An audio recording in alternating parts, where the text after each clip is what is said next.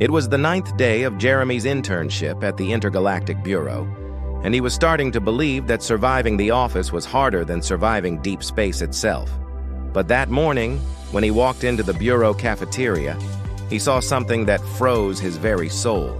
Giant posters flashing with the words, "Tonight, Bureau Talent Night, attendance mandatory." Jeremy blinked. "Talent night?" he whispered. "Since when do government employees have talents?" "Since the HR department started measuring morale in dance moves," replied Glorx, the tentacled HR manager who floated by with a clipboard and 17 coffee mugs. "Every species must perform, even you, Earth intern." Jeremy's stomach sank faster than a neutron star. He had never sung in public, and his only dance experience involved avoiding spilled noodles in the university cafeteria. But it was too late. The whole bureau was buzzing with excitement, or more accurately, a dangerous level of cosmic overconfidence. By evening, the intergalactic auditorium looked like someone had decorated a black hole for prom night. Holographic spotlights shimmered across a stage made of quantum foam. The audience seats rippled with every laugh, and a giant nebula-shaped disco ball hung from the ceiling, humming ominously. The host for the night was Zir, Khan, the unbearably loud, an alien shaped like a megaphone who introduced each act by shouting so intensely that 3 planets in the nearby system filed noise complaints. The first performer was an asteroid accountant named Blip, who claimed he could juggle gravity fields. He began spinning tiny black holes between his hands. The crowd gasped in awe until one black hole accidentally swallowed the stage curtain, half a chair, and someone's lunch. The applause was nervous but polite. Next came the Bureau's resident artificial intelligence, CORA. She attempted stand-up comedy. "A quantum particle walks into a bar," she began. "Actually, it both walks in and does not walk in." The audience of scientists laughed hysterically. Jeremy, however, took a sip of water and wondered if existential dread counted as humor. Then came the Galactic Choir, an ensemble of 17 species, each singing in a different dimension. Their combined harmony briefly tore a hole in space-time, through which everyone saw their alternate selves judging their own life choices. The crowd cheered. Finally, Zircon bellowed, "And now, our very own human intern from Earth! Give a planetary welcome to Jeremy!"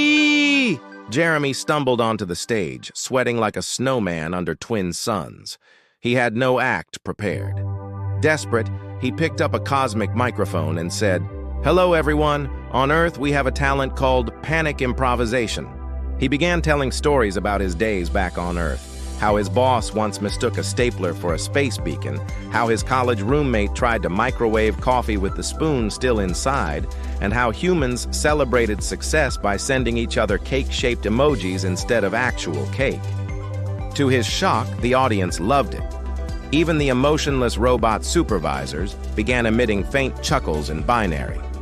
Jeremy was gaining confidence, pacing the stage like a pro. "And do you know what humans call it when a project fails?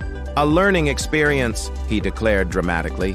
But then, something strange happened. The laughter became too loud, too synchronized.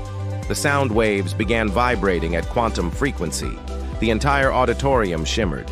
Reality itself started bending, folding, and giggling uncontrollably. Jeremy's jokes had literally broken the laws of physics. Suddenly, the ceiling turned into confetti. The disco ball transformed into a small sun, and several audience members started dancing backward through time. The bureau director shouted, "Keep telling jokes! You are stabilizing the timeline with humor." Jeremy panicked, grabbed the mic tighter, and yelled, "Why did the black hole go to therapy? Because it was feeling empty inside." The entire universe cracked up, literally. The stage stretched into infinity and looped back again. CORA projected an emergency notice. "Warning, reality, ladder threshold exceeded, initiating reboot." The next thing Jeremy knew, he was lying on the cafeteria floor. Everything seemed normal again, except for the fact that everyone was still laughing uncontrollably. The director entered. holding a golden certificate that shimmered with cosmic energy. "Mr. Jeremy from Earth," the director announced, "for your outstanding contribution to interdimensional morale and for repairing reality through humor, the Bureau hereby awards you the Certificate of Existential Excellence." The entire office clapped as Jeremy accepted the award, his face redder than Mars in summer. Glorix whispered, "Congratulations, intern. You are now officially part of Bureau legend. Also, please sign this liability waiver in case you cause another paradox." Jeremy smiled weakly. "Thank you. I think." As the night ended, the Bureau cafeteria lights dimmed and a quiet hum echoed across the stars. Somewhere in the background, the coffee machine whispered, "I knew laughter was dangerous." And Jeremy thought to himself, "If this is what talent night is like, I am afraid to see what happens on karaoke day." If you enjoyed this interstellar comedy of chaos, share it with your friends and family, especially those brave souls currently doing internships on Earth or beyond. Because no matter the planet, every intern deserves a laugh and maybe a certificate for surviving the week.